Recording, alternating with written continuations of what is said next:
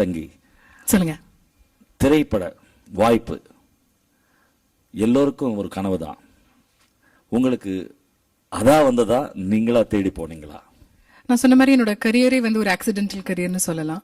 நான் actually advertising professional. So நான் வெளிநாடு போய் படிக்கிறதுக்காக நான் ப்ரிப்பரேஷன் பண்ணிட்டு இருந்தேன். சரி. அப்போ நான் வேலை செய்யும் போது என்னோட ஓன் ஒரு கிளையண்டோட ஒரு ஆடியோ விஷுவல் நடந்திருந்தது. அது கொஞ்சம் லேட் நைட்டா இருந்தது. அப்போ அதுல அந்த ஜிங்கிள் பாடும்போது குரல் கொஞ்சம் வால்யூம் கம்மியா இருந்தது. அப்போ ராத்திரி வேளையில போய் எங்க குரல் தேடுறது நான் சொன்ன கவலைப்படாதீங்க, நான் உள்ள போய் I give volume to this thing because எனக்கு நாளைக்கு காலம்பரை டெலிவர் பண்ணணும் அந்த ப்ராடக்ட். கண்டிப்பா. ஸோ நான் உள்ள போய் வந்து பாடிட்டு வந்துட்டேன். அப்புறம் அந்த ப்ரொடியூசர் சொன்னாரு, just stay back, sing 2 lines for me, studio பூத்ல சொன்னாரு. நான் சும்மா பாடிட்டு நான் பாட்டுக்கு போயிட்டேன். நான் ரொம்ப அதெல்லாம் கண்டுக்கல.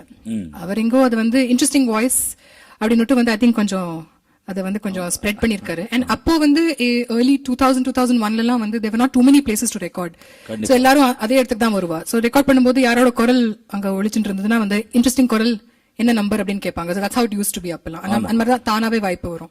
ஸோ ஒரு நாள் நான் ஆஃபீஸ்ல இருக்கும்போது எனக்கு ஒரு கால் வந்தது, ஆடியோ ஒரு டெஸ்ட்டுக்கு வாங்க. அதுனா என்னன்னு எனக்கு தெரியாது. ஸோ நான் சொன்னேன், அப்படின்னா என்ன அர்த்தம் சார் அப்படின்னு. Like come here, you sing, நீங்க பாடுங்க, பிடிச்சதுன்னா ஓகே பண்ணுவாங்க, பிடிக்கலன்னா அந்த மாதிரி.